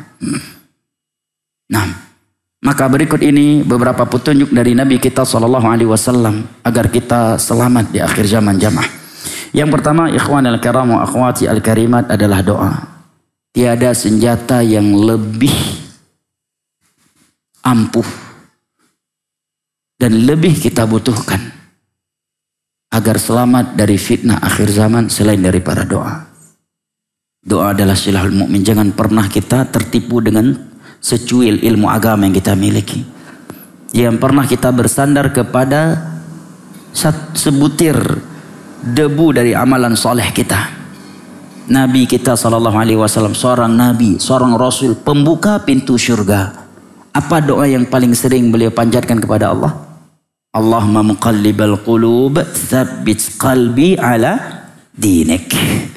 Ya Allah, zat yang memutarbalikkan hati, kokohkanlah hatiku di atas agamamu. Karena hati itu mudah berubah. Makanya bahasa Arabnya qalbun. Bahasa Arab itu bahasa Arab hati adalah qalbun. Kenapa? Ili annahu inqalaba yanqalibu. Mudah berbolak-balik. Ketika di dalam masjid seperti ini, Masya Allah, seolah-olah surga dan neraka tertancap di depan kedua mata. Begitu keluar dari masjid, dia melakukan berbagai maksiat seolah-olah bukan dia yang kita lihat di saf pertama tadi di dalam masjid. Nah, hati bisa berubah. Keluar dari rumah dalam keadaan ikhlas. Masuk ke masjid masih ikhlas. Begitu takbiratul ihram masih ikhlas sholatnya. Di rakaat kedua datang calon mertuanya ikut sholat di sampingnya, langsung berubah menjadi riya. Ya kan? Hati. Makanya Nabi katakan, inna akhwafa ma akhafu alaikum asyirkul asghar. Sesuatu yang paling aku khawatirkan kepada kalian adalah riya, adalah syirik kecil. Dan riwayat yang lain, lebih aku khawatirkan daripada fitnah Dajjal. Para sahabat bertanya, apakah syirik kecil itu ya Rasulullah? Nabi menjawab, ar-riya yusalli ahaduhum fayuzayyinu salatahu lima yarahu ahad. Riya. Salah satu di antara kalian salat awalnya karena Allah, kemudian setelah dia tahu ada orang yang sedang menyaksikan dia salat, dia langsung mengindah-indahkannya. Nah, tadinya mau ruku, begitu datang calon mertua salat sunnah di sampingnya, langsung dia panjangkan lagi. Khusyuknya Masya Allah. Seolah-olah Al-Baqarah yang dia bacakan, padahal inna a'tayna kal kautsar yang dia ulang-ulangi. Bisa berubah. Nah, maka doa jemaah. Maka kalau kita baca surat Ali Imran di halaman pertama, ketika Allah berbicara tentang ar-rasikhuna fil ilm, Allah sebutkan di antara kriteria utama mereka apa? Adalah mereka yang selalu berdoa, Rabbana la tuzigh qulubana ba'da idz hadaitana wa hab lana min ladunka rahmah innaka antal wahhab. Al-Imam Ibnu Qayyim menyebutkan sebuah renungan untuk kita renungi bersama, dan itu sangat-sangat penting untuk kita renungi jamaah.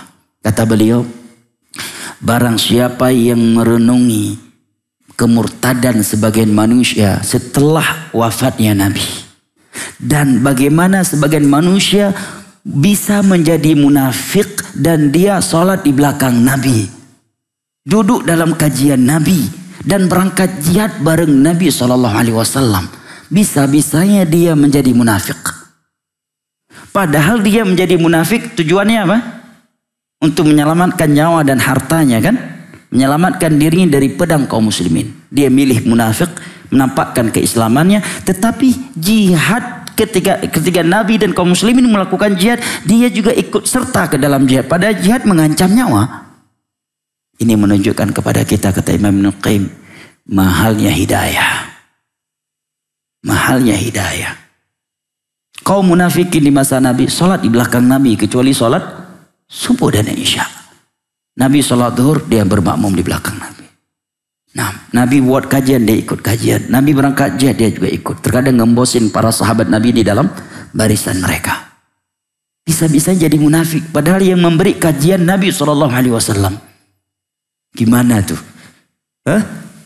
Kemudian beberapa hari setelah Nabi wafat, sebagian orang yang pernah ngaji sama Nabi murtad.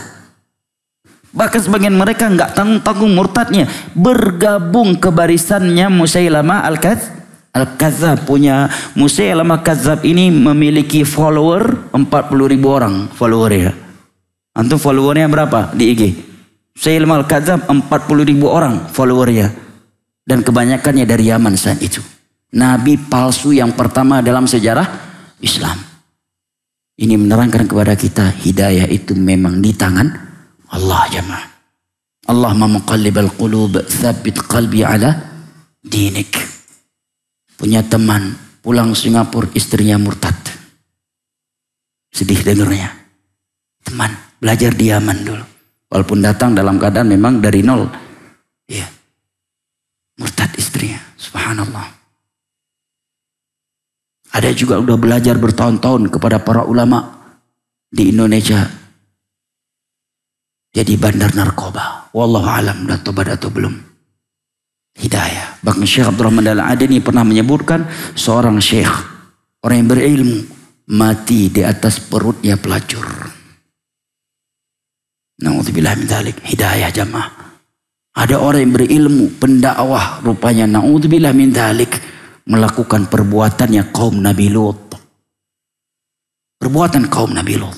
Ketika sudah diketahui dan murid-muridnya tidak mau lagi belajar sunnah kepadanya, akhirnya cari panggung di luar sunnah supaya eksistensinya tetap ada. Sehingga yang tadi yang menyuruh kepada sunnah sekarang menyuruh kepada bidah. Yang tadi yang tegas terhadap syirik sekarang mulai mengkaburkan kesyirikan. Karena dunia juga. Maka dari situ kita mengetahui kenapa doa Allah muqallibal qulub, tsabit qalbi ala dinik menjadi doa yang paling dahsyat bagi Nabi kita. Antum pernah dengar cerita Abdullah Al-Qasimi? Abdullah Al-Qasimi ini satu letting dengan Syekh Abdurrahman As-Sa'idi. Dari Uzaizah di masa itu, inilah orang yang paling tinggi EQ-nya. Asal muasalnya Mesir, ia tinggal di Uzaizah. Cerita yang panjang, ulama yang sangat terkenal kecerdasannya di masa itu. Luar biasa kecerdasannya. Seleting dengan Syekh Abdurrahman As-Sa'di, gurunya Syekh Utsaimin, Syekh Abdurrahman As-Sa'di. Leting dengan Syekh bin Baz. Dan menulis sebuah kitab yang dianggap oleh ulama sebagai kitab terbagus di atas muka bumi dalam membantah kaum ateis. Namanya, judul kitab adalah Perang Terbuka Terhadap Kaum Ateis. Maksudnya perang argumentasi. Matinya tahu? Matinya sebagai ateis. Nah, memperolok-olok Allah dan menganggap Allah tidak ada. Padahal sebelumnya ulama kita seperti Syekh bin Baz. Bahkan kecerdasannya di atas Syekh bin Baz. EQ-nya. Subhanallah. Abdullah Al-Qasimi. Coba antum klik di Google. Cerita Abdullah Al-Qasimi. Nah, dengan bahasa Arab, Abdullah Al-Qasimi di YouTube juga masih ada. Ucapan-ucapan dia memperolok Allah memperolok Islam. Nah, sebelumnya ulama kita, ulama sunnah, hafal 30 juz, hafal Sahih Bukhari, hafal Sahih Muslim. Kalau berbicara dalil, keluar dalil. Nulis kitab banyak diantaranya tentang kaum, bantahan dia yang sangat kuat terhadap kaum ateis. Mati sebagai ateis. Allah muqallibal qulub, tsabit qulubana ala dinik. Makanya jangan tertipu jamaah. Jangan merasa, oh saya nggak mungkin futur Ustaz. Saya adminnya Ustaz. Jangankan adminnya Ustaz. Orang yang pernah bermakmum di belakang Nabi, duduk di dalam majelis Nabi, menjadi munafik di masa itu dan murtad setelah Nabi wafat. Nah, Imran bin Hittan, ulama hadis di masa tabi'in, berubah manhajnya, akidahnya menjadi khawarij. Yang tadinya mencela Abdurrahman bin Muljam yang telah membunuh Ali bin Abi Thalib, Amirul Mukminin, sepupunya Nabi kita SAW dan menantunya.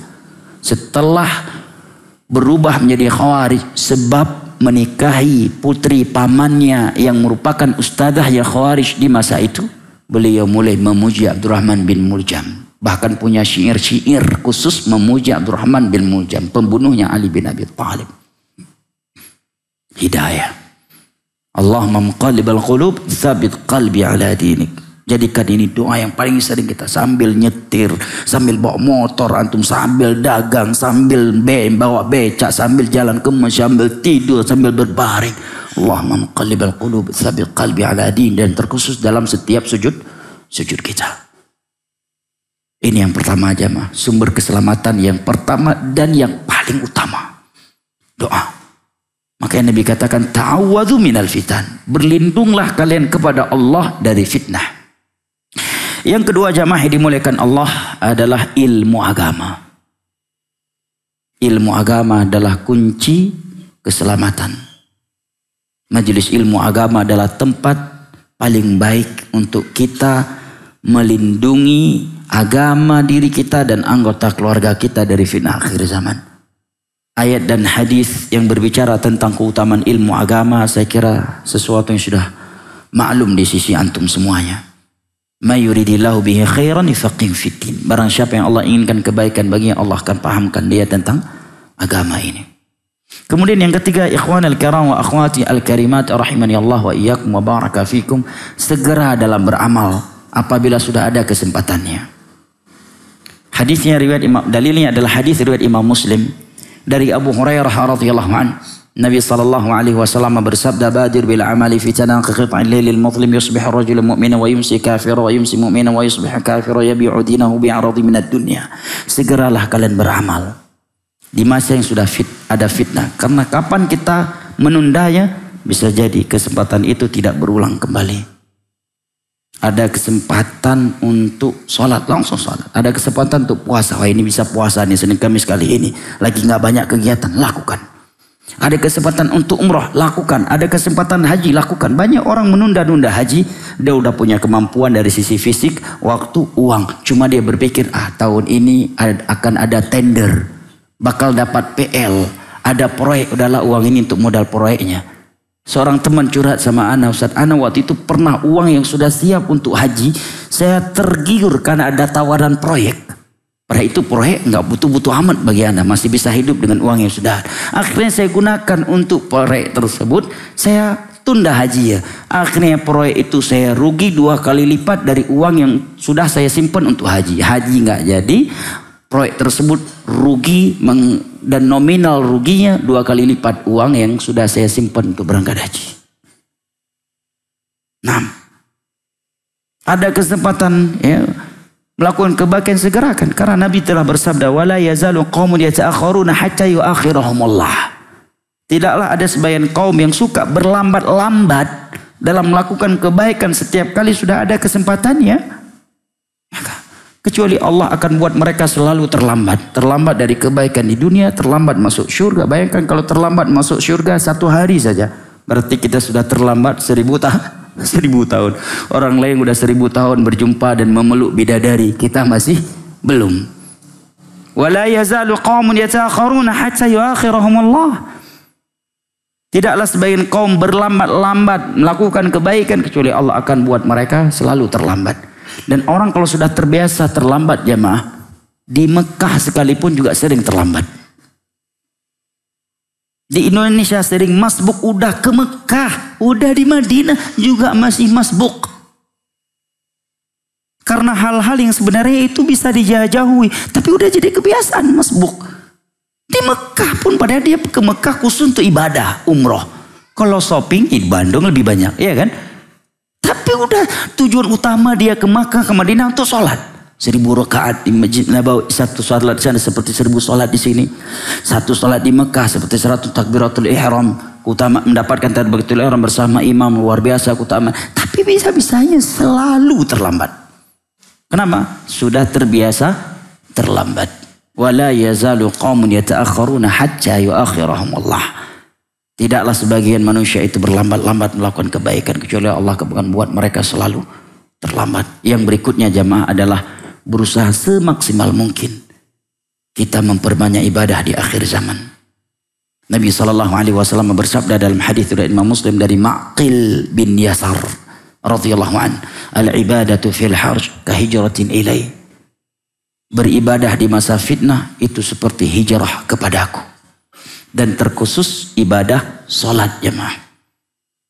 Dan dari salat-salat sunnah terkhusus salat malam. Saya bacakan hadis tentang salat malam yang ada kaitannya dengan fitnah. Bagaimana Nabi bicara tentang fitnah, setelah itu bicara dengan salat malam.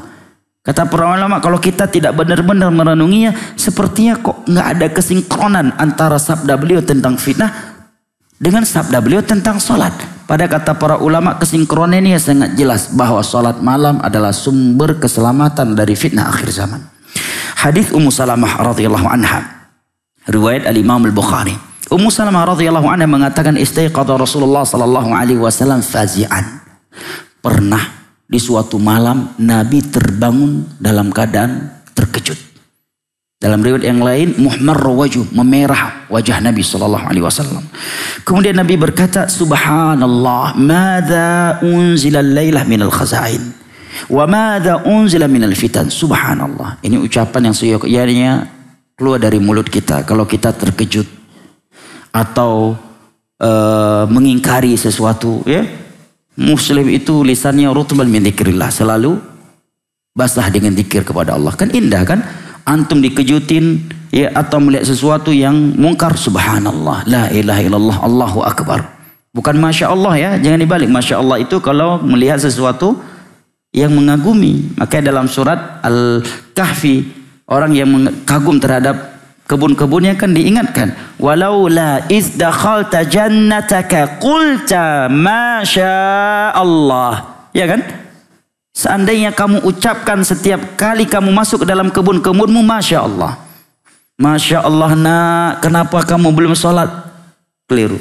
Subhanallah, subhanallah nak, kok belum sholat? La ilaha illallah nak, kok kamu lihat itu nak, kok nonton itu?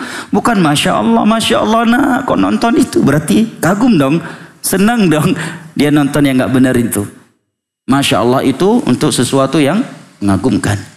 Terkejut atau ingkar terhadap sesuatu, subhanallah, Allahu akbar, la ilaha illallah. Nah, Nabi mengatakan subhanallah. Betapa banyaknya kekayaan, sumber kekayaan yang diturunkan malam ini. Diperlihatkan Nabi, umat beliau akan mendapatkan sumber kekayaan. Memang ini terjadi di masa Umar. Dua sumber kekayaan terbesar di dunia, emas dan perak di masa itu, berada di tangannya kaum muslimin. Kemudian perhatikan bahasa Nabi, sisi kesinkronannya. Kalau kita tidak membaca syarah ulama terhadap hadis ini, kita tidak mengetahui sisi kesinkronan antara beberapa sabda beliau ini. Yang pertama beliau katakan. Yang kedua, dan betapa banyaknya fitnah yang diturunkan. Kata para ulama, kenapa Nabi menyebutkan tentang fitnah setelah Nabi menyebutkan sumber kekayaan? Karena kata para ulama, harta, kekayaan itu seringkali menjadi fitnah buat manusia ini. Dan memang iya.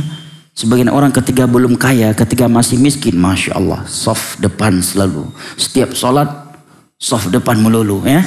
Sering menangis antara adzan iqamah, selalu berdoa. Seperti akhir malam salat tahajud, menangis.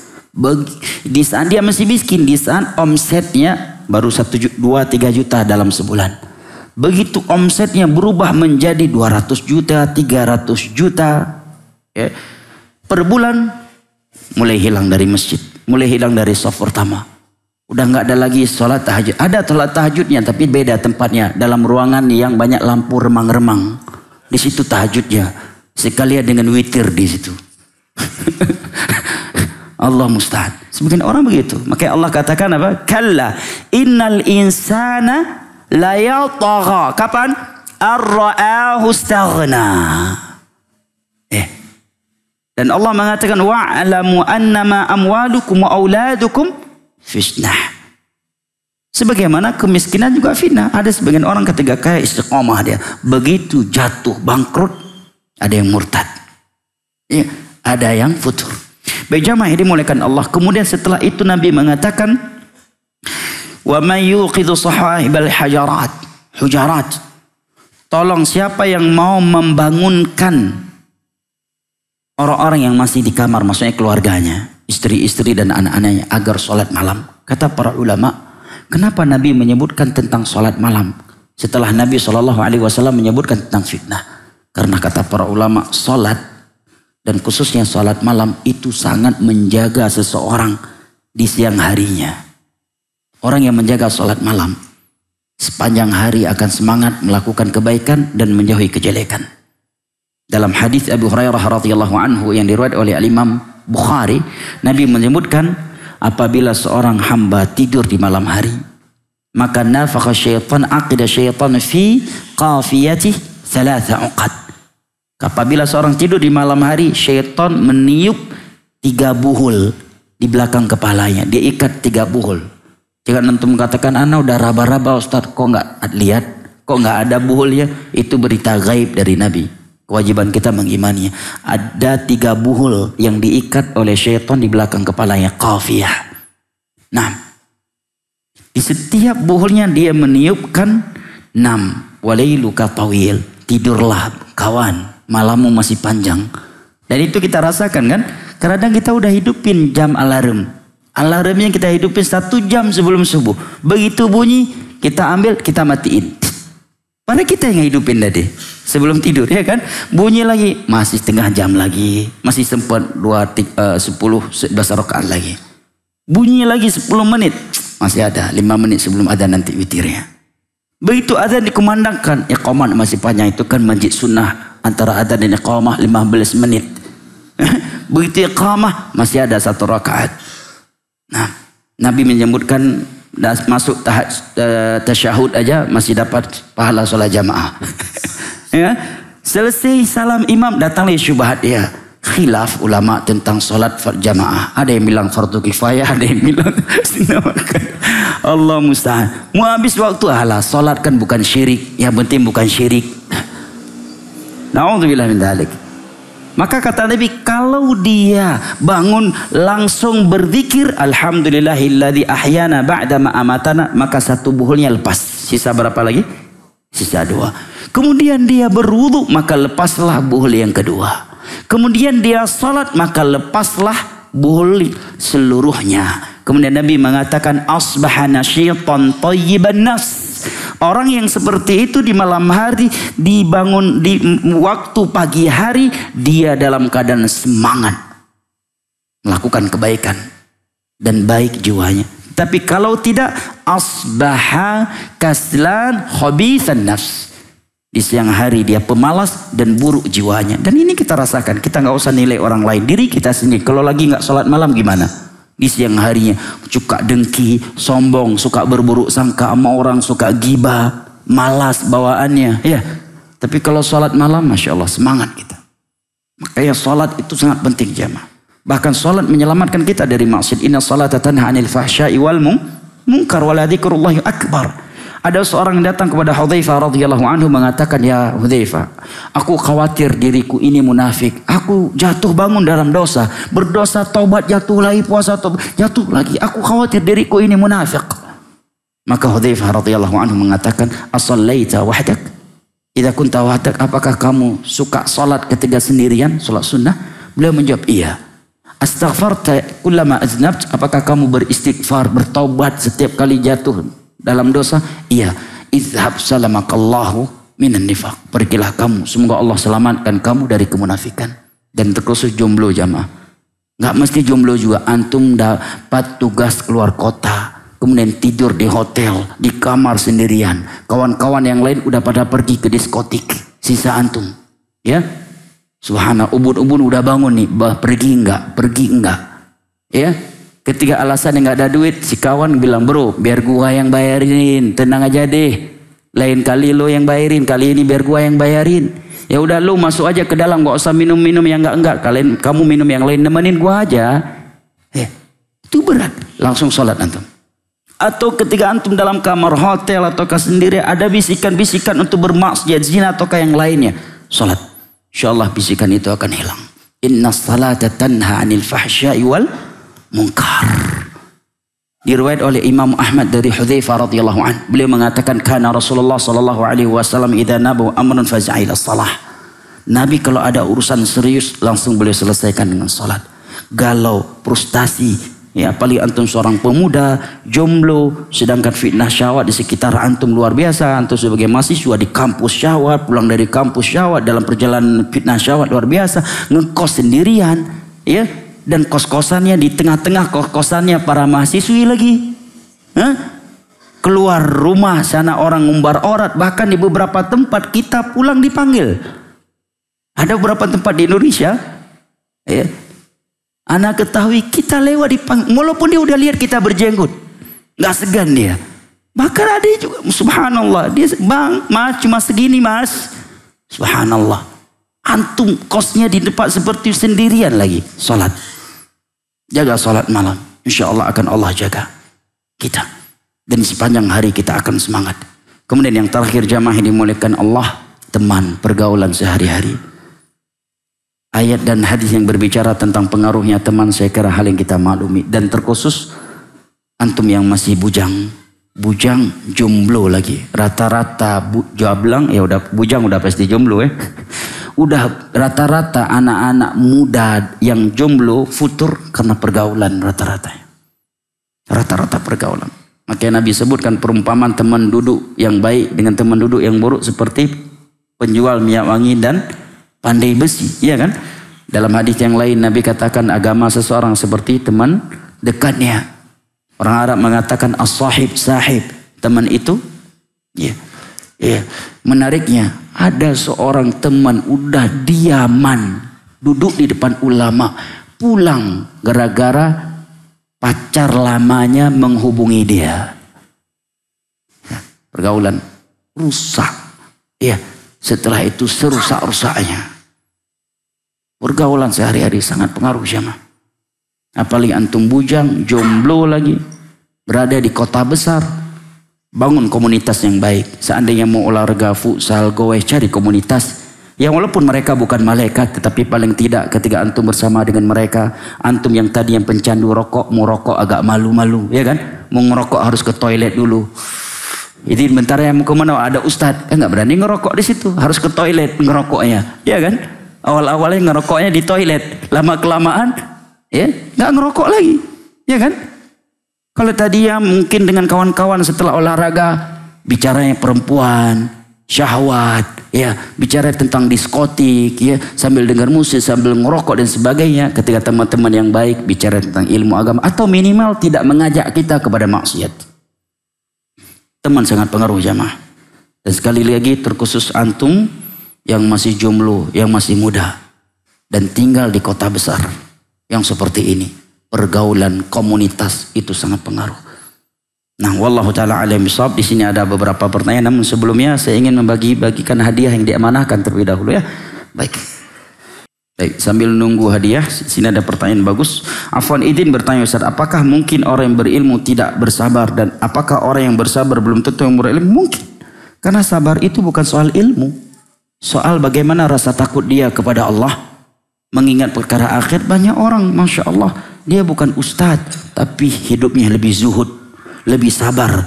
Dalam menghadapi rumah tangga, lebih sabar. Ya, di atas kemiskinan, ya lebih sabar untuk tidak bermaksiat daripada orang yang sudah hafiz Al-Quran. Ada sebagian orang hafiz Al-Quran, baru diuji dengan satu syahwat yang kecil, jatuh ke dalamnya. Nah, ada orang yang dia bukan santri, bukan penghafal Al-Quran, bukan ustadz, tapi bisa sabar untuk tidak bermaksiat.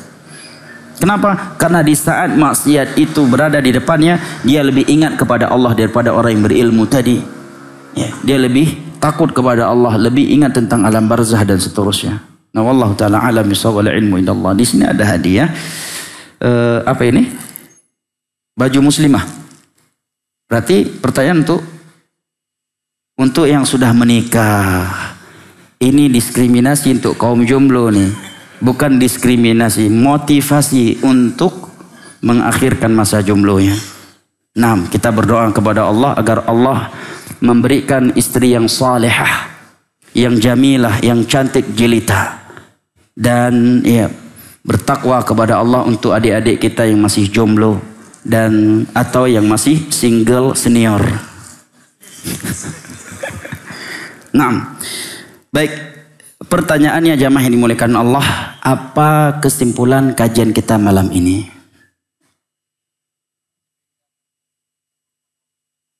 kesimpulan kajian malam ini apa? Senantiasa bertakwa kepada Allah. Itu kesimpulannya. Judul kajian malam ini apa? Menghindari? Itu tak ada tulisannya. Lihat aja, pura-pura anak nggak tahu antum lihat. Ahsan, menjaga diri dari fitnah. Apa di antara cara menjaga diri dari fitnah? Ahsan, doa. Barakallah. Udah nikah antum? Masya Allah, barakallahu fik. Allah yahfadzak. Baik, yang kedua, tolong sebutkan salah satu dari sumber keselamatan dari fitnah. Fadhal. Udah nikah antum? Udah nikah? 2 minggu lagi. Tapi syarat dari panitia yang udah nikah gimana ini? Ya udah nikah katanya. Karena baju muslimah. Ya udah, karena 2 minggu lagi ini ya. Karena biar jadi hadiah buat calon bidadari ya. Barakallahu fiik. Semoga Allah mudahkan pernikahan antum. Nah, ya lihat aja ke HP. Pura-pura anda nggak tahu, antum lihat. Baik, apa akhi? Barakallahu fiik. Salah satunya. Memperbanyak teman soleh. Ahsan, memiliki komunitas lingkungan yang baik, yang soleh. Barakallahu fiik. Syukran Ustaz. Semoga Allah mudahkan urusan pernikahan antum. Amin Allah. Barakallahu fiik. Berikut ini bukan dengan pertanyaan ya, dan syaratnya kayaknya lebih berat nih. Siapa yang datang ke kajian ini dengan membawa 2 bidadarinya? Dua-duanya dibawa? Istri? Kedua istrinya? 2 bidadarinya. Siapa yang datang ke kajian dengan membawa 2 bidadarinya? Berangkat dalam keadaan ya tidak ada kecekcokan dan tidak ada petir di dalam perjalanan. Ada yang datang dengan 2 bidadari ya, dapat hadiah. Tapi kalau bidadarinya 2, bajunya 1, diundi nanti. Suruh undi. Siapa yang menang dia mengambil ya. Undi salah satu solusi syar'i. Bahkan Nabi Yunus dilemparkan ke dalam laut hasil undian fatasahama fakana minal mudahadhin. Naam. Ada? Nggak ada apa? Nggak ada yang mengaku? Nggak ada ya? Baik. Baik, barakallahu fik. Siapa di antara muslimah ya, kita berikan untuk muslimah, yang ikhwah udah dapat, yang paling jauh datang ke sini untuk kajian. Akhwat yang paling jauh, mungkin bisa sebutkan panitia akhwat. Ada panitia akhwat di bawah? Ada enggak? Ada mik? Yang paling jauh datang ke kajian ini, insyaallah berhak mendapatkan hadiah abaya muslimah. Apa ini? Basic ha? Akhwat di bawah. Dari mana? Pale Endah. Di mana tuh? Bandung Selatan. Masya Allah. Ada yang lebih jauh dari ini? Kalau nggak ada berarti istri beliau yang berhak mendapatkannya. Batu Jajar. Ujung Berung. Bentar di bawah. Silakan akhwat. Akhwat yang paling merasa paling jauh ke sini. Akhwat di bawah. Saya Bandung Timur, Cibiru, Ujung Berung. Cibiru. Jauh. Ada yang lebih jauh dari itu? Soreang. Ada sebentar Ustaz. Ada yang lebih jauh dari Soreang? Ada yang lebih jauh dari Soreang? Ciparai. Siapa? Ciparai. Ciparai. Baik. Pertanyaan, ada yang lebih jauh dari Ciparai? Nggak ada untuk beliau ini. Kepada siapa kita titipkan?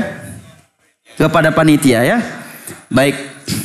Saya titipkan ke panitia. Semoga yang menghadiahkan ini diberikan balasan oleh Allah dengan yang lebih baik dan Allah lipat gandakan serta arbahallahu tijarat. Di sini ada beberapa pertanyaan, insya Allah antum tanyakan kepada ustadz-ustadz yang mengisi kajian di sini ya, dan terkhusus kepada ustadz orang tua kita, Ustadz Abu Haidar, ataukah ustadz-ustadz lainnya yang mengisi kajian di sini ya. Barakallahu fikum, karena waktu kajian sudah lewat ya. Barakallahu fik, mudah-mudahan bermanfaat dan mudah-mudahan kita bertemu dan berkumpul kembali dengan kondisi iman dan amal saleh yang lebih baik di dunia ini sebelum di akhirat dan di dalam syurga ya pada hari kiamat kelak. Amin ya rabbal alamin. Wa sallallahu ala nabiyyina Muhammad wa ala alihi wa sahbihi wa sallam wa akhiru da'wana anil hamdulillahi rabbil alamin. Wassalamualaikum warahmatullahi wabarakatuh.